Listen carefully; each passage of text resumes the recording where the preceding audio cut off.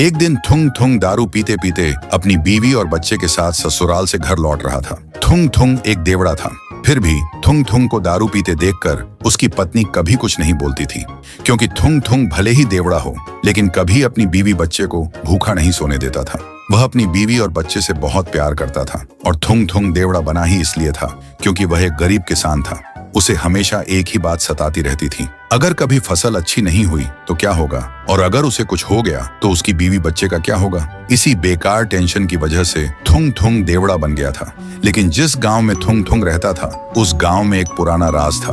उस गांव के बाहर एक पुरानी हवेली थी और उस हवेली के अंदर एक बड़ा सा आईना रखा था जिसके अंदर सिर्फ काला अंधेरा था। लोग कहते थे वह आईना चेहरा नहीं नियत देखता है और उसी का भविष्य दिखाता है। और कहते हैं कि बहुत साल पहले एक आदमी जब उस आईने के पास गया तो आईने ने उसे अपने अंदर खींच लिया था। इसीलिए सालों से किसी ने न उस हवेली में घुसने की और न ही उस आईने में झांकने की हिम्मत की थी।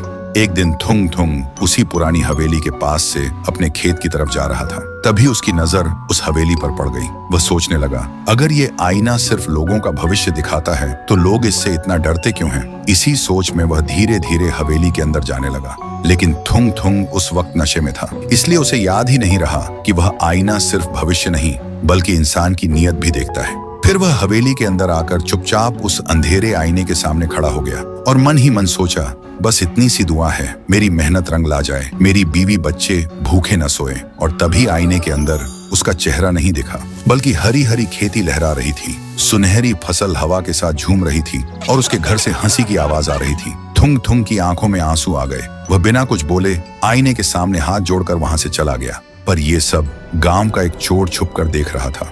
ये सब देखते ही उसके मन में लालच आ गया। वह सोचने लगा, गांव वाले झूठ बोलते हैं, ये आईना तो जादुई है जो लोगों का भविष्य उजाला करता है। शायद इसलिए गांव वाले सच छुपा रहे हैं ताकि सिर्फ वही अपना पेट भर सकें।